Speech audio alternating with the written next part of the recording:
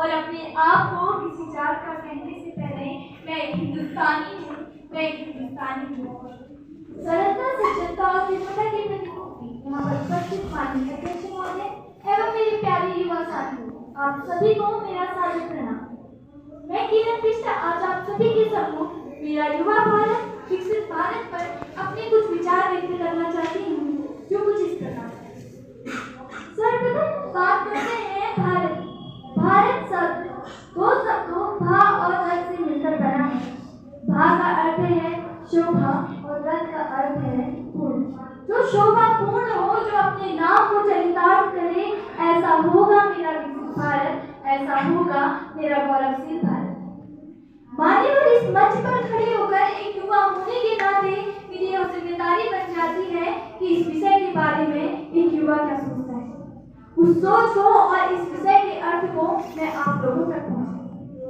महोदय, जब मैं अपनी आंख बंद करके अपने गौरवशील भारत, अपने विकसित भारत की कल्पना करती हूँ, तो मेरे सामने विकसित राष्ट्र के रूप में ऐसा गौरवशील भारत आता है जहाँ शोषित मजदूर नहीं, दुखी किसान नहीं, एक ऐसा राष्ट्र जहाँ स्वास्थ्य सुविधाएं सुचारू रूप से काम करें, एक ऐसा राष्ट्र जहाँ रहने वाला कोई भी व्यक्ति अथवा वर्ग अपने आप को सामाजिक या नैतिक रूप से अलग थलग न महसूस करता है, एक ऐसा राष्ट्र जहाँ प्रेम, सद्भावना, लगाव और सम्मान जैसे गुण लोगों के दिलों में विराजमान, एक ऐसा राष्ट्र जहाँ पर रहने वाला कोई भी विद्यार्थी आर्थिक तंगी के कारण शिक्षा से वंचित न रह पाए, एक ऐसा राष्ट्र जहाँ की सरकारें भ्रष्टाचार मुक्त हों। ऐसा होगा मेरा गौरवशाली भारत, ऐसा होगा मेरा विकसित भारत। कि दृढ़ निश्चय के आगे तो पहाड़ भी झुक जाते हैं, कि दृढ़ निश्चय के आगे तो पहाड़ भी झुक जाते हैं, अगर हम संकल्प ले लें तो तूफान भी रुक जाते हैं, तूफान भी रुक जाते हैं। ये वही भारत है जिसे सूर्य सबसे पहले अपनी किरणें देता है। जी हाँ, ये वही भारत है जो जन कल्याण से जगत कल्याण का निश्चय रखता है। तो सोचिए, अगर यही भारत संकल्प ले ले तो क्या ये विकसित राष्ट्र नहीं बन सकता? बन सकता है और जरूर बनेगा, किंतु यह एक दिन की प्रक्रिया नहीं है और ना यह अकेले हमारे प्रधानमंत्री जी का ही संकल्प है। ये हम समस्त देशभक्तों, समस्त देशवासियों का संकल्प है। अतः हमें अपने कार्य को पूरी मेहनत, लगन, ईमानदारी से करना होगा। और मेरी नजर में आज के समय में सच्चा देशभक्त वही है जो अपने कार्य को पूरी मेहनत, लगन और ईमानदारी से करे।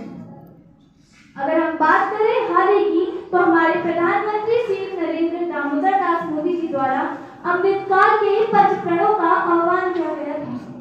मान्यवर, मेरा ऐसा मानना है कि अगर इन पंच प्रणों को प्रत्येक देशवासी अपने अंदर लगे तो जल्द ही हमारे राष्ट्र को विकसित राष्ट्र बनने से कोई नहीं रोक सकता। आइए चर्चा करते हैं ये अमृतकाल के पंच प्रण है क्या। तो जिसमें पहला है विकसित राष्ट्र।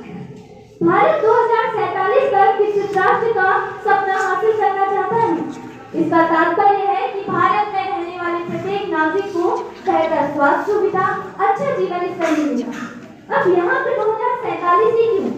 क्योंकि 1947 को हमारा देश आजाद हुआ था और 2047 तक हमारे देश को आजादी मिले पूरे 100 साल हो जाएंगे। यही कारण है कि लक्ष्य 2047 है।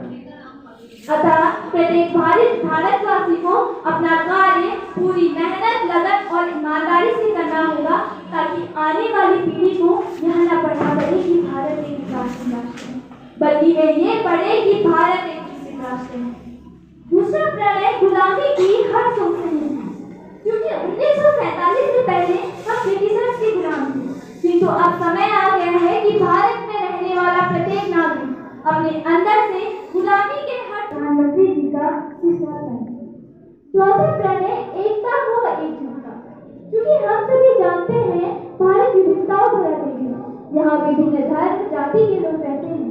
अतः इन सभी को एकता के सूत्र में बांधे रखने के लिए हमें अपने अंदर एकता का भाव लाना होगा। और कहा भी जाता है एकता में बल है, यदि एकजुट होकर हम किसी भी कार्य को करें तो वह कार्य आसानी से और अच्छे से हो जाता है।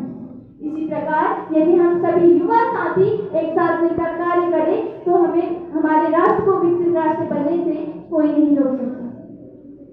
पांचवा प्रण है मौलिक जी हाँ, भारतीय संविधान द्वारा नागरिकों को अनेक मौलिक कर्तव्य दिए गए हैं। एक सच्चा नागरिक होने के कारण, एक सच्चा देशभक्त होने के कारण नागरिकों को अपने देश की बिजली, पानी तथा संसाधनों का विवेकपूर्ण ढंग से उपयोग करना चाहिए।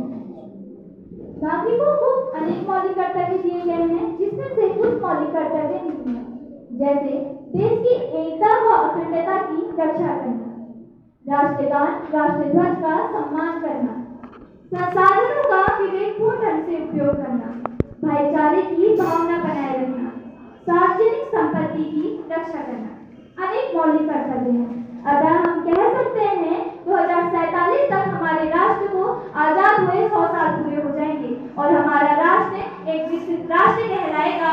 यही मेरी आशा है और यही देश का भविष्य है। अंत में अपनी वाणी को विराम देते हुए बस यही कहना चाहूंगी, भारत जमीन का टुकड़ा नहीं, जीता जागता राष्ट्र पुरुष है। भारत जमीन का टुकड़ा नहीं, जीता जागता राष्ट्र पुरुष है। हम जिएंगे तो इसके लिए, हम मरेंगे तो इसके लिए। धन्यवाद। जय हिंद, जय भारत।